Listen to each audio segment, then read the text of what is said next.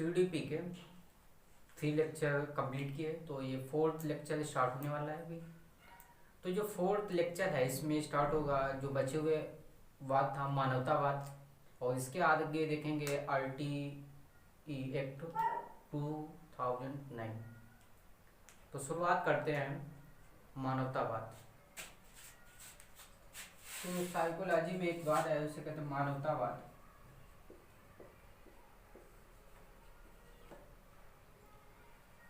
तो जो साइकोलॉजी में मनोविज्ञान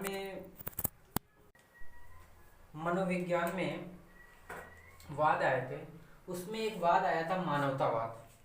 तो इस मानवतावाद को देने वाले थे अब्राहम मोस्लो। अब्राहम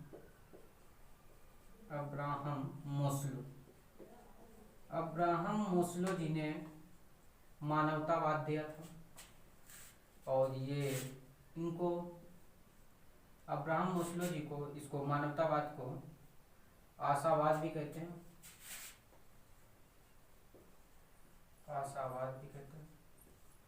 आशावाद संप्रदाय, और दूसरा नाम है मानवतावाद संप्रदाय। अब्राहम मोस्लो जी को आशावाद और मानवतावाद संप्रदाय का जनक भी कहा जाता है।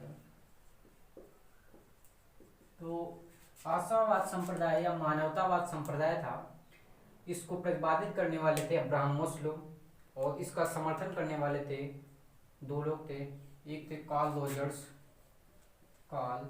रॉजर्स और दूसरे थे ऑलपोर्ट।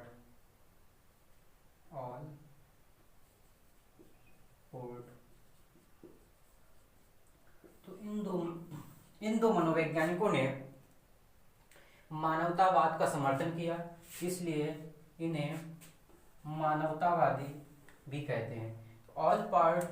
ऑलपोर्ट, अब्राहम मोस्लो और कार्ल रॉजर्स को मानवतावादी या आशावादी भी कहते हैं। तो मानवतावादी, आशावादी किसे कहा जाता है? अब्राहम मोस्लो जी को कहा जाता है, कार्ल रॉजर्स जी को कहा जाता है, ऑलपोर्ट कहा जाता है। तो जो मानवतावाद था, तो मानवतावाद में अब्राहम मोस्लो जी ने बताया था कि तो जो सबसे पहले संप्रदाय आया था, उस संप्रदाय का नाम था संरचनावाद। उसके बाद आया था कार्यवाद, उसके बाद आया था व्यवहारवाद, और उसके बाद आया संज्ञानवाद। उसके बाद आया मनोविश्लेषणवाद, उसके बाद आया मानवतावाद। तो जो मानवतावाद संप्रदाय आया, इस मानवतावाद संप्रदाय ने बताया कि इन सब चीजों पर ध्यान न देकर के, जो मानवतावाद संप्रदाय ने बताया था, इन सब चीजों जो संरचनावाद था, ये चेतना पर बताता था, और कार्यवाद चेतना के कार्यों को बताता था, और व्यवहारवाद व्यवहार में बताता था, संज्ञानवाद बुद्धि या संज्ञान को बताता था, और इसको मनोविश्लेषण मन को। तो ये चीजें क्या थी बताया, ये चीजें तो मानवतावाद में अब्राहम मोस्लो जी ने बताया कि हमें इन चीजों पर न ध्यान देते हुए जो मानव की आवश्यकता है, मानव पर ज्यादा ध्यान दिया जाए। जो मानव की आवश्यकता है या मानव की जो मांगे हैं, या मानव की जो जरूरतें हैं, उन पर ज्यादा ध्यान दिया जाए। तो अब्राहम मोस्लो ने बताया कि जो मानव की आवश्यकता है, जो मानव की मांग है, उन पर ध्यान दिया जाए, न कि इन चीजों पर ध्यान दिया जाए। इसलिए इस मानवतावाद को आवश्यकतावाद भी कहते हैं। आवश्यकतावाद या मांगवाद या और इनको आवश्यकतावाद का जनक या मांग का जनक या जरूरतों का जनक कहते हैं। तो इन्होंने नियम बताया था कि मनुष्य को जीवन में 5 प्रकार की आवश्यकताएं पड़ती हैं। तो कौन कौन सी होती हैं? तो पहली आवश्यकता होती है दैहिक आवश्यकता या शारीरिक आवश्यकता बोल सकते हैं, दैहिक आवश्यकता।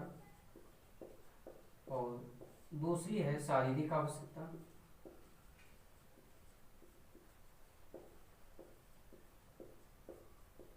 तीसरी है समाज की आवश्यकता।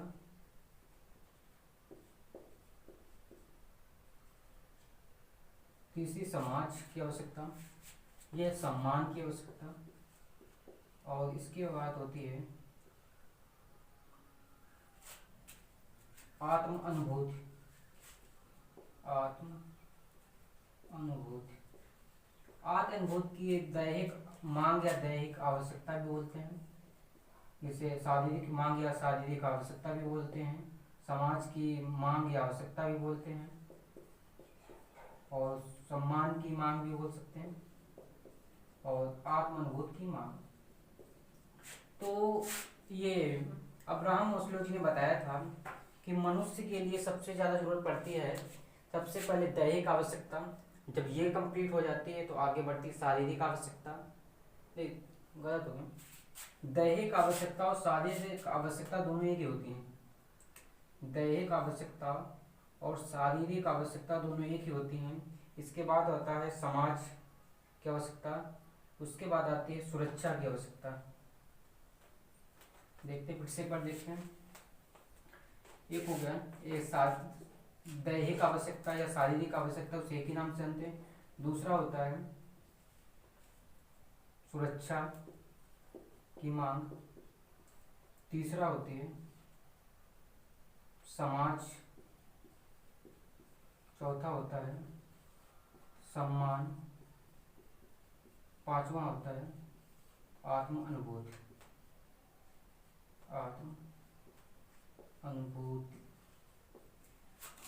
दैहिक आवश्यकता होती है, शारीरिक आवश्यकता होती है। मनुष्य की सबसे पहले होती है शरीर आवश्यकता। शरीर आवश्यकता में होती है रोटी कपड़ा मकान जो भी आता है स्टार्टिंग में। जब ये कंप्लीट हो जाती है उसके बाद जब मनुष्य की दैहिक आवश्यकता या शारीरिक आवश्यकता कंप्लीट हो जाती है उसके बाद स्टार्ट होती है सुरक्षा की आवश्यकता। तो सुरक्षा के लिए घर, आवास, रहना। उसके बाद होता है समाज की आवश्यकता, फिर लोगों के एक साथ रहने की आवश्यकता होती है। जब समाज आवश्यकता हो जाती है, सुरक्षा हो जाती है, फिर उसके सम्मान की हो जाती है। फिर उसके बाद आती है आत्म अनुभूति की, मतलब हर चीज़ मुझे प्राप्त हो गई। तो जो 5 जो मांगे बताई थी अब्राहम मास्लो जी ने, अब्राहम मास्लो जी ने 5 मांगों में जो 4 मांगे होती हैं स्टार्टिंग की, इसमें लगभग 95% मनुष्य इसी चीज को प्राप्त करने में लगा रहता है। जो दैहिक आवश्यकता है, शारीरिक आवश्यकता, दूसरा होता है सुरक्षा की मांग, तीसरी समाज की मांग और सम्मान की मांग। जो आत्म अनुभूति की मांग बचती है इसमें केवल 5% लोग ही इसे पा पाते हैं। पूरे संसार में जितने भी मनुष्य होते हैं 5% ही लोग आत्म अनुभूति की मांग को मांग पाते हैं। तो ये था मानवतावाद, और मानवतावाद के जो जनक थे अब्राहम मास्लो थे। इनको आशावाद या आवश्यकतावाद या मांगवाद संप्रदाय के नाम से जाना जाता है। और अब्राहम मास्लो के साथ में 2 लोग और थे जो मानवतावादी थे। मानवतावादी इस प्रकार से आया, पहले संरचनावाद आया, कार्यवाद संप्रदाय, फिर व्यवहारवाद संप्रदाय, संज्ञानवाद संप्रदाय, मनोविश्लेषणवाद संप्रदाय। ये लगातार एक दूसरे को नकारते हुए आगे बढ़ रहे थे। तो मानवतावाद जब संप्रदाय आया तो उन्होंने बताया इन सब चीज़ों को ध्यान न देते हुए केवल मनुष्य की आवश्यकता पर ध्यान दिया जाए। जब मनुष्य की जरूरतों पर ध्यान दिया जाएगा तो उन्होंने 5 चीज़ें बताई थी, और इन 5 चीज़ों को कंप्लीट करते हुए मनुष्य अपनी मांगे या जरूरतों को पूरा कर लेता है, और यही है मानवतावाद। तो जितने भी वाद थे मनोविज्ञान में हमने अध्ययन कर लिए। अब इसके बाद देखते हैं मनोविज्ञान की जो शाखाएं, कि मनोविज्ञान में कौन कौन सी शाखाएं होती हैं उसका अध्ययन करते हैं।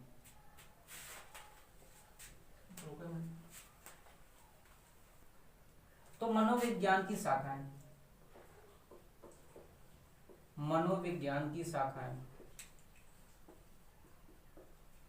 तो जो सबसे पहले मनोविज्ञान था, मनोविज्ञान खुद एक किसी की शाखा था। तो मनोविज्ञान के पहले चलता था, तो मनोविज्ञान जो स्टार्टिंग में मनोविज्ञान आया था वो किसी भी शाखा था। वर्तमान समय में इसकी कई शाखाएं हो गई हैं।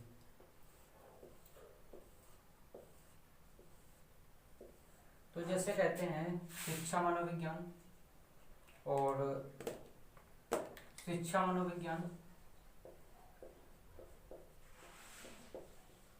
दूसरा होता है मानव मनोविज्ञान, तीसरा होता है पशु मनोविज्ञान, और ये होता है परा मनोविज्ञान, और इसके आगे आता है बाल मनोविज्ञान,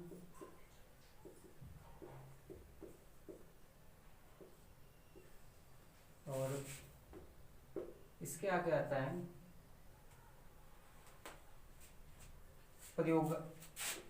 प्रयोगात्मक मनोविज्ञान, प्रयोग मनोविज्ञान, सामान्य मनोविज्ञान, और होता है असामान्य मनोविज्ञान। इसी प्रकार से लगभग आज के समय में मनोविज्ञान की 100+ से ज़्यादा शाखाएं चल रही हैं। तो ये जो प्रमुख शाखाएं हैं इसका स्टार्टिंग देखते हैं क्या होता है। जो शिक्षा मनोविज्ञान है, तो शिक्षा मनोविज्ञान की डेफिनेशन इस प्रकार से होगी कि मनोविज्ञान में जो शिक्षा के बारे में अध्ययन किया जाता है कि शिक्षा बालक के अनुसार होनी चाहिए या शिक्षा के अनुसार बालक होना चाहिए। तो बालक के अनुसार शिक्षा होनी चाहिए, जैसा बालक हो शिक्षा उसी प्रकार की होनी चाहिए। ठीक है, यदि बालक स्पेशल है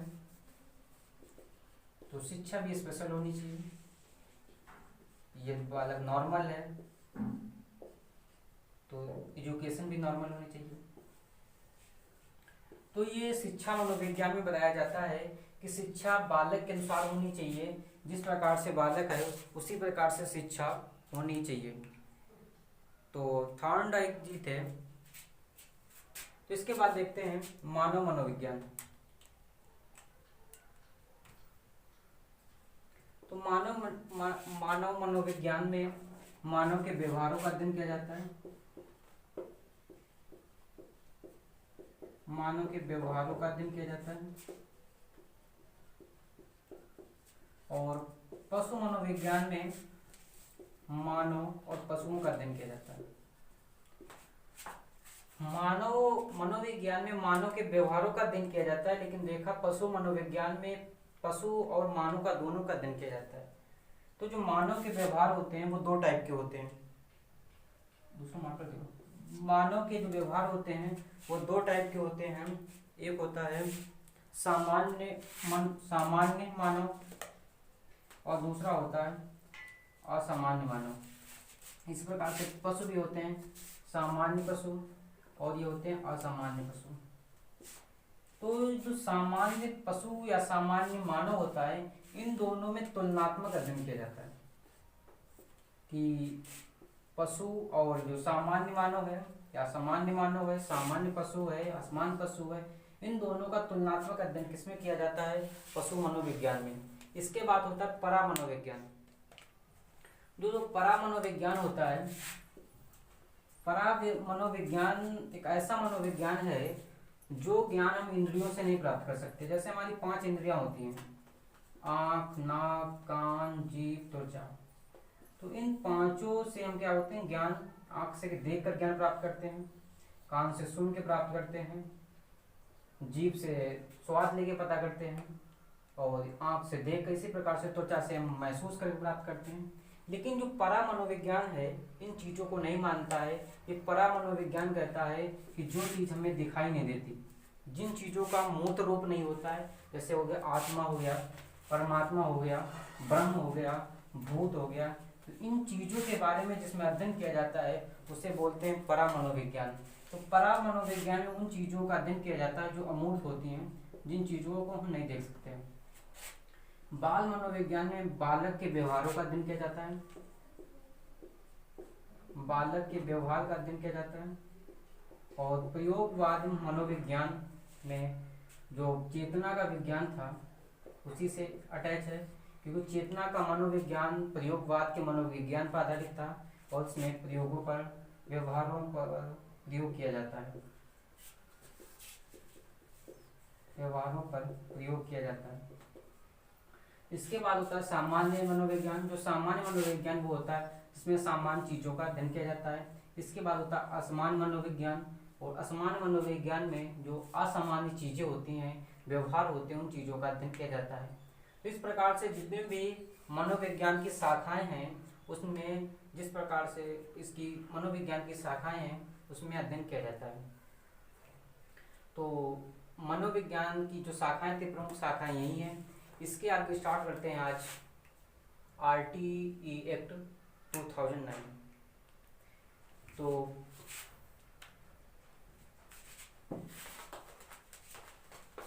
विज्ञान बाकी है, मतलब कभी चैप्टर तो बहुत इम्पोर्टेंट है। RTE act 2009, right to education. तो राइट टू एजुकेशन, शिक्षा का अधिकार,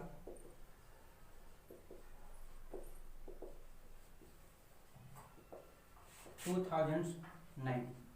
तो शिक्षा का अधिकार है, कब लागू हुआ, कैसे लागू हुआ, कौन कौन सी धाराएं, कौन कौन सा अध्याय है, इस पर एक चर्चा करते हैं। तो पहले देखते हैं जो राइट टू एजुकेशन है हमारे यहाँ पे कब आया, इसकी क्यों जरूरत पड़ी।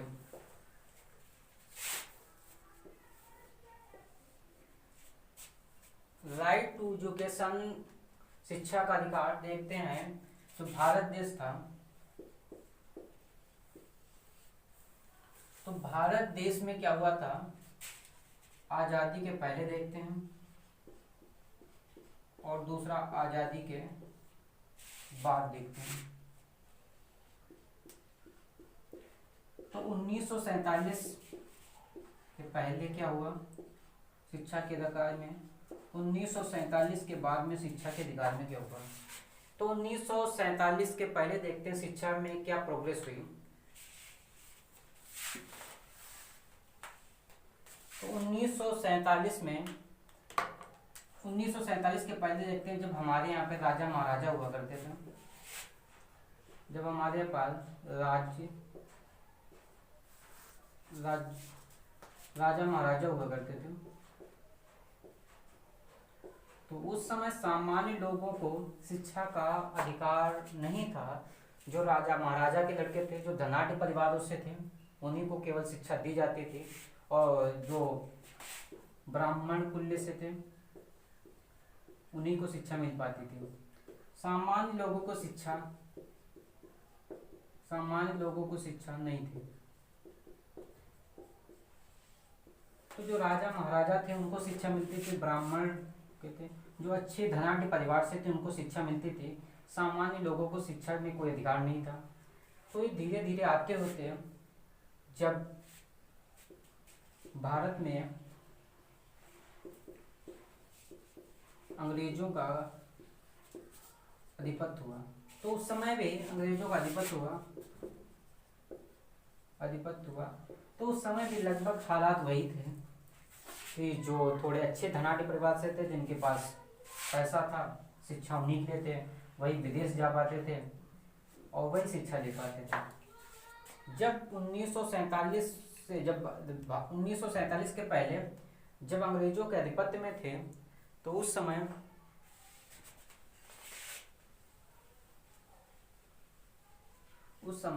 कॉलेज तो कई खुले, हमारे देश में कई कॉलेज खोले गए, लेकिन वहाँ भी शिक्षा सबके लिए नहीं थी। क्योंकि शिक्षा सबके लिए थी, लेकिन शिक्षा के लिए पैसा चाहिए था। शिक्षा थी लेकिन लोगों के पास पैसा नहीं था। जिनके पास पैसा था उनके पास शिक्षा थी, और जिनके पास पैसा नहीं था उनके पास शिक्षा नहीं थी। तो इसी प्रकार से आगे बढ़ता रहा और 1910 में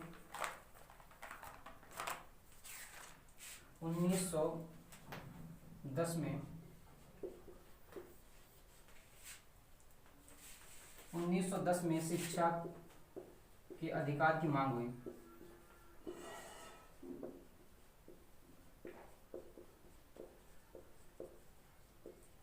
1910 में शिक्षा के मांग की अधिकार हुई और उस मांग को करने वाले थे गोपाल कृष्ण गोखले जी। गोपाल कृष्ण गोखले।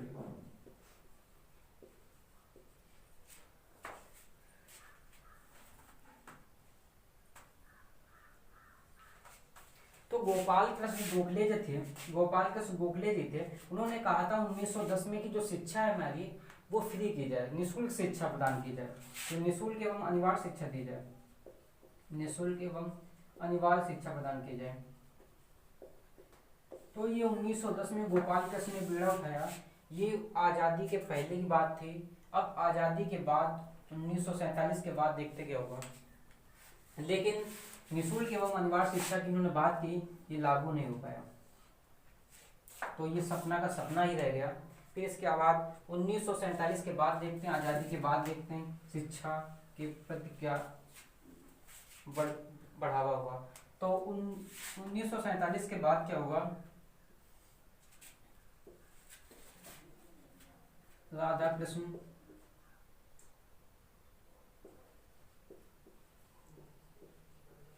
कृष्णन जी ने निःशुल्क एवं अनिवार्य शिक्षा की बात कही, निःशुल्क एवं अनिवार्य शिक्षा की बात कही। तो राधा कृष्णन जी ने निःशुल्क एवं अनिवार्य शिक्षा की बात कही, ये बात कही आज़ादी के बाद में, लेकिन ये भी लागू नहीं हुआ और ये भी सपने के रूप में रह गया। फिर एक सबसे पहले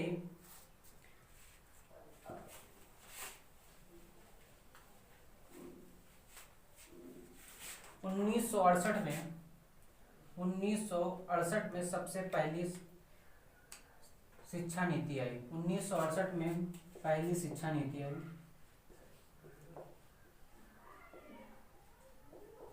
और इसमें बात की गई कि भारत के लिए, अपने देश के लिए निःशुल्क एवं अनिवार्य शिक्षा रखी जाएगी, लेकिन इसमें विधेयक पारित नहीं हुआ। 1986 में दूसरी शिक्षा नीति आई और इसमें लोकसभा और राज्यसभा में विवाद हो गया, इसलिए ये भी पारित नहीं हो पाया। इसके बाद आया 1988 में और 1992 में।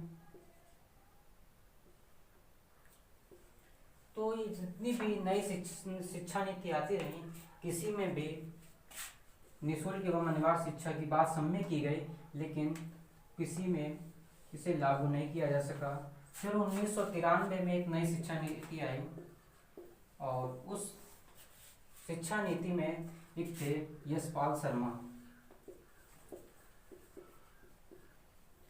तो यशपाल शर्मा के निर्देशन में ये समिति गठन की गई थी और इस प्रोफेसर यशपाल शर्मा जी ने एक बताया था कि अब शिक्षा ऐसी दी जाए, बोझ मुक्त शिक्षा दी जाए। मतलब ये नहीं किताबों का भंडार लाता जाए, शिक्षा दी जाए, बोझ मुक्त शिक्षा दी जाए। तो उसी शिक्षा में बात की गई थी कि हमें निःशुल्क एवं अनिवार्य शिक्षा दी जाए। उस समय प्रारूप तैयार किया गया निःशुल्क एवं अनिवार्य शिक्षा।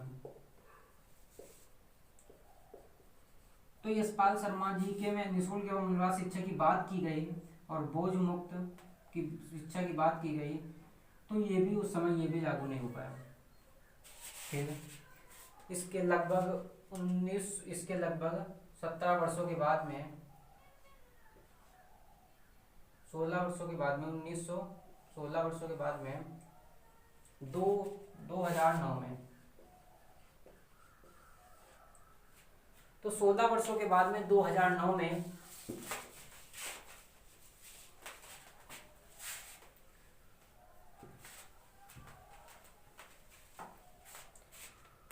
20 जुलाई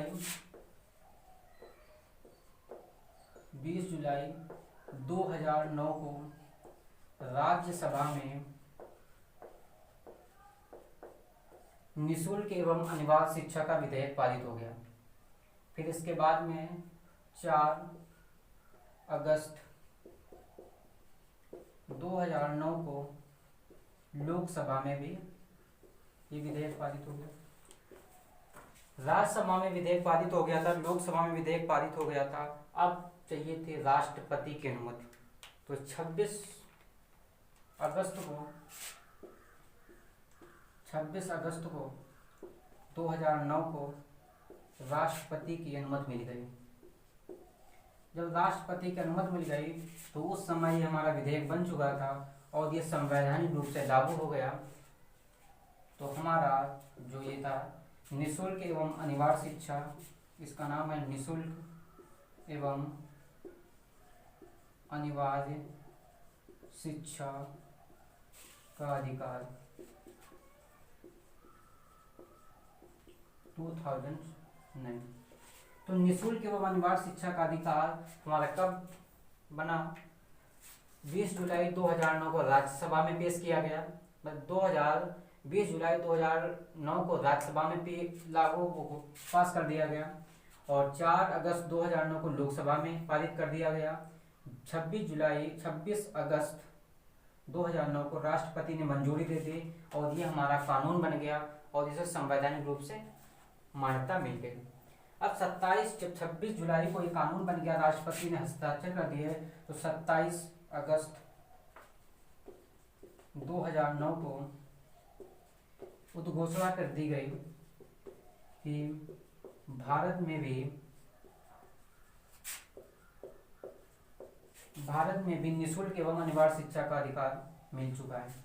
तो ये किसके लिए था, आगे चर्चा करते हैं। तो इसका नाम है निःशुल्क एवं अनिवार्य शिक्षा, सीधे ये नाम है, अनिवार्य एवं निःशुल्क शिक्षा नहीं है। 20 जुलाई 2009 को राज्यसभा में पेश किया गया, 4 अगस्त 2009 को लोकसभा में पेश किया गया।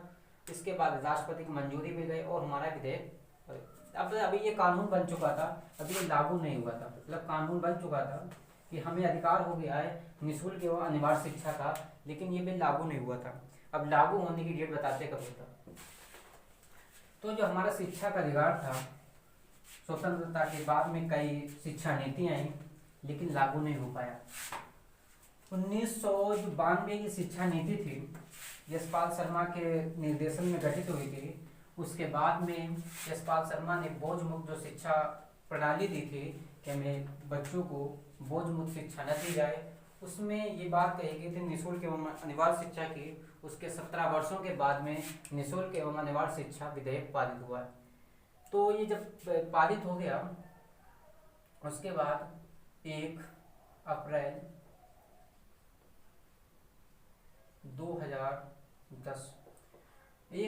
2010 से लागू हो गया और ये संपूर्ण भारत में लागू है, संपूर्ण भारत में लागू है। तो जो ये अधिनियम बना था, नई शिक्षा राइट टू एजुकेशन ऐसे बोलेंगे, RTE एक्ट 2009। तो ये जो अधिकार बना था शिक्षा का अधिकार 2009, इसमें कुछ धाराएं भी थी और इसके कुछ अध्याय भी थे। तो इसमें 7 अध्याय हैं और 38 धाराएं हैं। 38 धाराएं हैं, 7 अध्याय हैं और इस कानून में 7 अध्याय हैं और 38 धाराएं हैं। 7 अध्यायों में 38 धाराओं को बांटा गया है।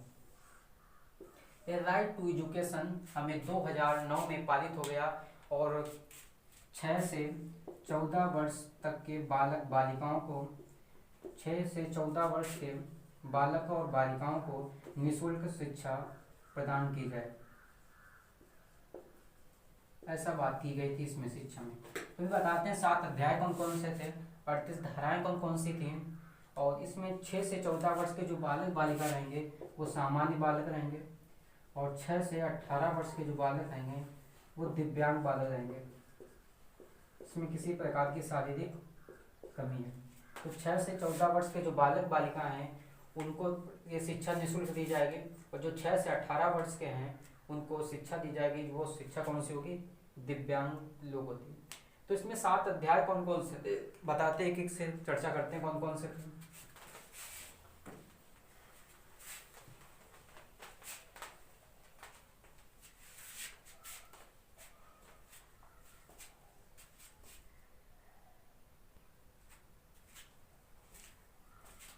देखते कौन कौन से अध्याय थे। और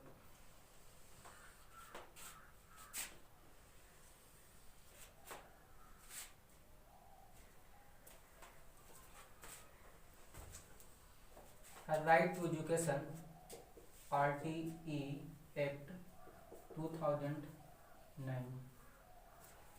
जो हमारे अध्याय थे, कितने अध्याय थे? 7 अध्याय थे। इसमें सीरियल नंबर लिखेंगे कौन कौन सा अध्याय था।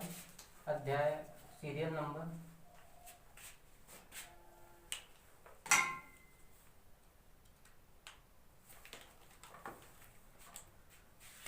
तो इसमें सीरियल नंबर रहेगा, और इसमें चैप्टर रहेगा, मतलब अध्याय कौन रहेगा,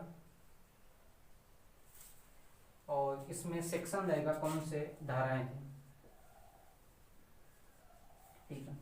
जो पहले चैप्टर था, जब पहले अध्याय थे, उसका नाम प्रिलिमिनरी। तो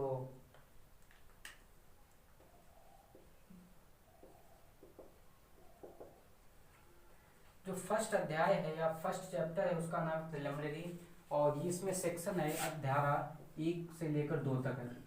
इसके बाद में आता है दूसरा, right to free elementary education.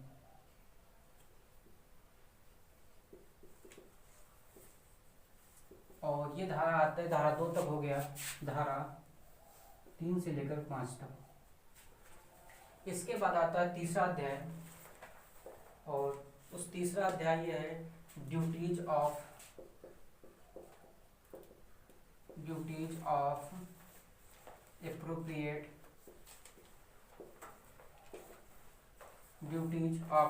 Appropriate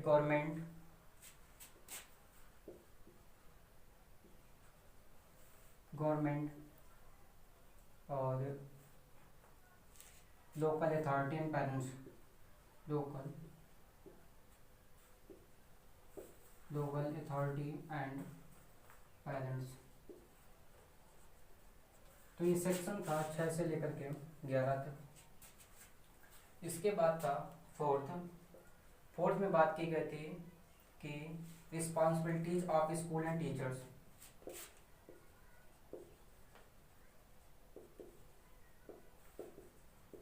responsibilities of school and teachers. तो ये जो फोर्थ था, ये था 12 से लेकर के 28 तक। इसके बाद था 5th नंबर का था curriculum and completion.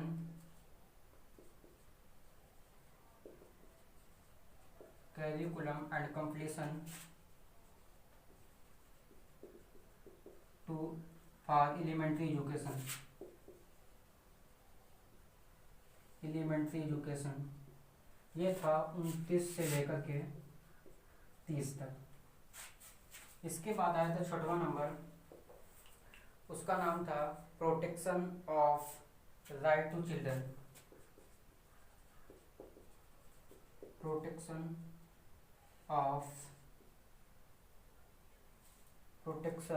Of right to children, और ये था 31 से लेकर 34 तक। इसके बाद लास्ट आया था मिसलेनियस।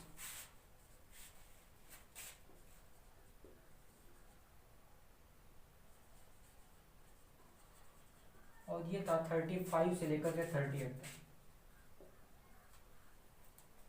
तो ये हमारा जो शिक्षा का अधिकार था, राइट टू एजुकेशन, इसमें पूछा जाता है कि फर्स्ट चैप्टर में या फर्स्ट अध्याय में और ये फर्स्ट अध्याय में किसकी बात कही गई है, सेकंड अध्याय में किसकी बात कही गई है। तो फर्स्ट अध्याय प्रारंभिक की बात की गई, प्रिलिमिनरी में क्या रहेगा। फिर इसके बाद देगा right to free education element, जो प्रारंभिक एजुकेशन है। इसके बाद सेकंड एजुकेशन बात करेगी, इसकी धारा 3 से 5 तक स्टार्ट है। इसके बाद बात करेंगे duties of appropriate government local authority and parents की, जो बच्चे का ड्यूटी होगी, मतलब पेरेंट्स की क्या ड्यूटी होगी और जो गवर्नमेंट होगी उसकी क्या ड्यूटी होगी, और जो लोकल अथॉरिटी होगी मतलब कि शिक्षा के लिए जो टीचर होंगे, बीएसए होगा, वहाँ की जो शिक्षा अधिकारी होगी उनकी क्या ड्यूटी होगी। इसके बाद रिस्पॉन्सिबिलिटी दी गई, स्कूल और टीचर की क्या जवाबदेही होगी, ये 4 में बताया गया। ये सेक्शन 12 से लेकर 28 तक है। इसके बाद कैरिकुलम किस प्रकार का कैरिकुलम रहेगा और किस प्रकार का जो प्रारंभिक शिक्षा होगी उसको किस प्रकार से कंप्लीट कराया जाएगा, किस प्रकार से पाठ्यक्रम रहेगा या पाठचर्चा रहेगी, उसकी बात की गई 29 से 30 से लेकर। फिर बच्चों को सुरक्षा का अधिकार होगा, वो बात की गई है 6 में। इसके बाद जो अन्य जानकारी है वो बताई गई है 35 से लेकर के 38 तक। तो देखते हैं प्रिलिमिनरी में क्या बताया गया है, और सब जो चैप्टर जो बताए गए 7 चैप्टर हैं, 7 चैप्टर में जो टोटल धाराएं 38 हैं, इन 38 धाराओं के बारे में अध्ययन करते हैं। तो देखते हैं पहली जो धारा है प्रिलिमिनरी, उसे हिंदी में बोलेंगे प्रारंभिक, और दूसरी धारा है राइट टू एलिमेंट्री एजुकेशन, प्रारंभिक शिक्षा का अधिकार। तीसरा है duties of appropriate government and parents. तो पहले देखते हैं जो पहला अध्याय है, फर्स्ट अध्याय का नाम है प्रिलिमिनरी, इसको बोलेंगे हिंदी में प्रारंभिक। और ये फर्स्ट अध्याय है, ये धारा 1 से लेकर के 1 से 2 तक है। क्वेश्चन यही पूछता है कि जो फर्स्ट अध्याय का क्या नाम है, तो फर्स्ट अध्याय का नाम है प्रारंभिक, और धारा कौन कौन सी है, धारा 1 और 2 है। जो धारा 1 है या सेक्शन फर्स्ट है, उसमें 3 चीज़ों की बात कही गई है कि जो हमारा राइट टू एजुकेशन है, उस राइट टू एजुकेशन का नाम क्या है, विस्तार क्या है और लागू क्या है। मतलब कि जिस हम धारा की बात कर रहे हैं उसका नाम क्या है, तो उस धारा का नाम है निःशुल्क एवं अनिवार्य शिक्षा, निःशुल्क एवं अनिवार्य शिक्षा, निःशुल्क एवं अनिवार्य शिक्षा का अधिकार 2009। ये 2009 में बनी थी, लागू 2010 में हुई थी। इसका विस्तार कहाँ, संपूर्ण भारत में है। इसका विस्तार कहाँ हुआ है, संपूर्ण भारत में हुआ है। और ये लागू कब हुआ था, 1 अप्रैल 2010। तो जो धारा फर्स्ट है, धारा 1 है, धारा 1 में 3 चीज़ों की बात कही गई। नाम क्या है, राइट टू एजुकेशन का निःशुल्क एवं अनिवार्य शिक्षा का अधिकार 2009। ये लागू कहाँ हुआ है, संपूर्ण भारत में। क्योंकि जो पहले जम्मू एंड कश्मीर था उसका, उसमें रणवीर पीनल कोड चलता था, आरपीसी। इस समय जो जम्मू एंड कश्मीर है वो केंद्र शासित प्रदेश हो चुका है, वहाँ से 370 धारा हट चुकी है। तो 370 धारा हटने की वजह से ये भी जो क्या है पूर्ण रूप से वहाँ पे लागू हो गई है। और इसकी लागू होने की तिथि कितनी है, 1 अप्रैल 2010 से। अब देखते हैं धारा दूसरे में क्या बात कही गई है। तो धारा 2 में उपधाराओं का उल्लेख किया गया है। धारा 2 में क्या किया गया है, उपधाराओं का उल्लेख किया गया है। तो उपधाराएं हमारी कौन कौन सी हैं वो बताते हैं।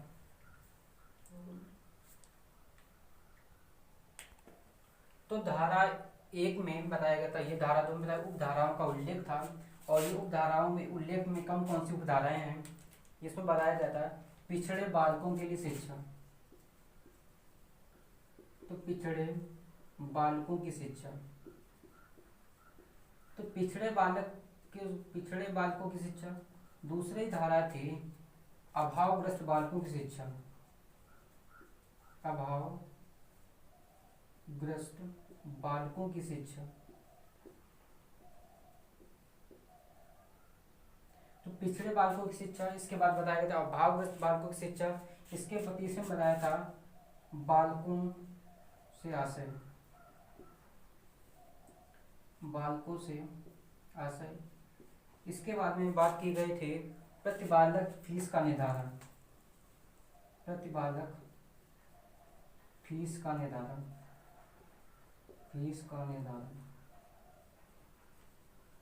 और इसके बाद में बात की थी विद्यालय के प्रकार। विद्यालय के प्रकार। जो धारा दूसरी थी, धारा दूसरी में उपधाराओं का उल्लेख किया गया है। और जो उपधाराएं हमारी कौन कौन सी हैं? उपधाराएं हमारी ये हैं पिछड़े बालकों की शिक्षा। उसके बाद बताया गया अभावग्रस्त बालकों। तो पिछड़े वर्ग बालक कौन कौन से होते हैं? जैसे ओबीसी हो गया, एससी हो गया, एसटी हो गया। तो ये क्या हुआ? पिछड़े बालक हैं। इसके बाद अभावग्रस्त बालकों की शिक्षा, जिनके पास सुविधा नहीं है, मतलब कि कोई भी कास्ट का हो सकता है, जिसके पास सुविधा नहीं है, उनकी शिक्षा।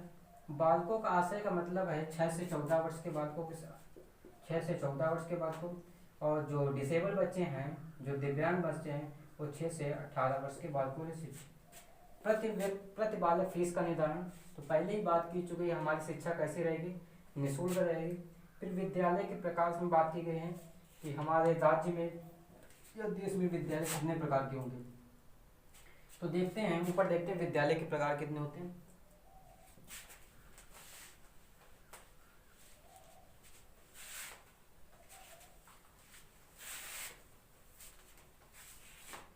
तो विद्यालय के प्रकार जो हमारे यहाँ पे हैं 4 प्रकार के हैं। तो पहला है सरकारी विद्यालय, दूसरा होगा जो किसी एनजीओ द्वारा चल रहा हो, या तीसरा हो किसी प्राइवेट विद्यालय हो, या गैर सरकारी से बोल सकते हैं, और तीसरा होगा विशेष विद्यालय। तो विशेष विद्यालय वो होगा जहाँ पर दिव्यांग बालक या किसी समस्या से ग्रसित बालक, जो शारीरिक विकलांगता हो या कोई अन्य विकलांगता हो, वो बालक पढ़ते हों, उसे हम बोलेंगे क्या बोलेंगे। तो जो सरकारी विद्यालय होंगे इसमें सारी सुविधा सरकार देगी। एनजीओ होगा तो एनजीओ के अंतर्गत जो विद्यालय आएंगे उसमें एनजीओ के तहत चलेगा। जो प्राइवेट सरकार प्राइवेट संस्था देखेगी, लेकिन इनको भी उस जो नियम बताएंगे वो फॉलो करना पड़ेगा। और विशेष विद्यालय वो होंगे जो स्पेशल स्कूल होते हैं और उसमें स्पेशल बच्चे भी रहते हैं, तो उनके लिए बात की गई है। तो विद्यालय कितने प्रकार के इसमें बताया गया है? तो विद्यालय 4 प्रकार के बताए गए। किस में बताया गया है? वो धारा 2 में बताया गया। तो ये अध्याय 1 था, और अध्याय 1 में 2 धाराओं का उल्लेख किया गया है। पहली धारा का नाम था प्रारंभिक, दूसरी धारा का नाम था उपधाराओं का उल्लेख। अब देखते हैं दूसरा अध्याय कौन सा है।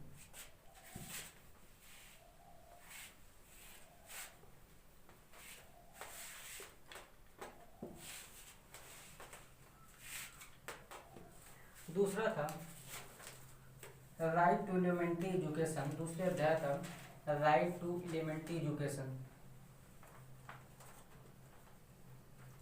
राइट टू एलिमेंट्री एजुकेशन मतलब कि जो प्रारंभिक शिक्षा का अधिकार।